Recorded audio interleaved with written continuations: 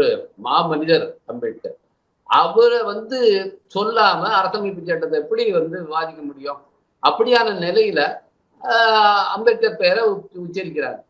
அதை இவருக்கு பொறுக்கல. எப்பவா ஏன் அம்பேத்கர் அம்பேத்கர் அம்பேத்கர்னு சொல்லிட்டு இருக்கீங்க அப்படின்னா, அவ யார சொல்லணும்? சாவர்கரைய சொல்ல முடியும், அல்ல ஹிட்லரை சொல்ல முடியும், அல்ல கோல்வால்கரைய சொல்ல முடியும். அவங்களுக்கு அரசமைப்பு சட்டத்துக்கு ஏதாவது சம்பந்தம் இருக்கா? கோல்வால்கர் என்ன சொன்னாரு? பஞ்சாப் தாட்ஸ் நூல்ல அவர் போய் அரசமைப்பு சட்டத்தை இழிவுபடுத்தியவர் கோல்வால்கர். இன்னைக்கு அரசமைப்பு சட்டத்தை கேவலப்படுத்தினவர். அவர் ஏத்துக்கவே இல்லை அந்த அரசமைப்பு சட்டத்தை. அவர்தான் கோல்வால்கர். நீங்க சாவர்கர் என்ன பண்ணாரு? அவருடைய வரலாறு எல்லாருக்கும் தெரியும். அதை நம்ம சொல்ல வேண்டிய தேவையில்லை. இப்ப இவங்களுக்கும் அந்த கான்ஸ்டிடியூஷன் மேக்கிங்க்கும் இவங்களுக்கு எந்த சம்பந்தமே கிடையாது. பாஜகவோ 1980 வருது. ஆனா அவங்களுடைய மூதாதையர்கள் இருக்காங்கல்ல, ஜனசங்கமாக இருந்தார்கள், காங்கிரஸுக்குள்ளாரியே போய் ஸ்லீப்பர்ஸ் எல்லாம் வேலை செஞ்சாங்க. இவங்க எல்லாருக்குமே யாருக்குமே அந்த கான்ஸ்டிடியூஷன் மேக்கிங்ல எந்த ரோலுமே கிடையாது. சுதந்திரத்திலேயே எந்த ரோலும் கிடையாது.